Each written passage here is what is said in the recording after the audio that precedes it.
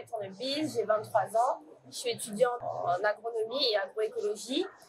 Et j'ai monté mon entreprise qui s'appelle Capril, qui est une entreprise de polyculture élevage avec la race locale en Guadeloupe, le Cabri créole, avec pour but d'intégrer la transformation laitière en fromage, yaourt, tout ce qui est possible de faire avec du lait. Alors le concours à Green Startup du sang de l'agriculture, j'ai pu y participer parce que j'avais déjà participé à Green Startup en Guadeloupe.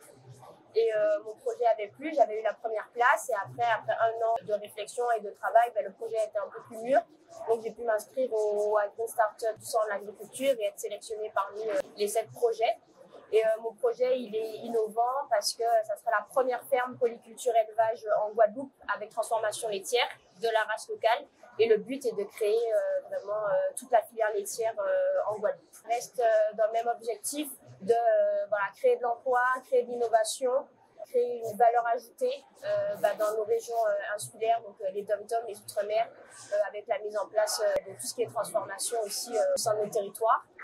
Et l'innovation, elle est là, c'est de mettre en place quelque chose de durable, de local, et qui permettra au territoire ultramarin d'être un peu plus autonome alimentairement parlant. Pour moi, c'est une grande chance d'avoir pu participer au Green Startup national parce que souvent, dans les Outre-mer, on n'est pas sur la chaîne nationale, on se cantonne à notre région et sans penser que c'est possible d'aller aussi sur la chaîne nationale. Donc déjà, c'est une grande visibilité, que ce soit pour mon projet ou pour les dom-toms.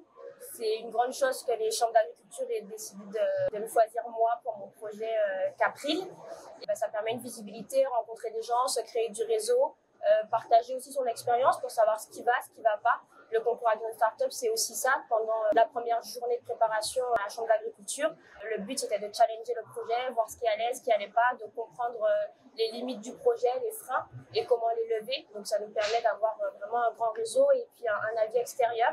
Et c'est d'autant plus important pour moi et je pense aussi pour tous les ultramarins d'avoir cet avis aussi au niveau national, de savoir qu'on est reconnu, que le projet peut plaire et qu'on peut être aidé et soutenu au niveau national. Et c'est pour ça d'ailleurs que je remercie beaucoup les chambres d'agriculture France de soutenir les dom-toms et la chambre d'agriculture de Guadeloupe.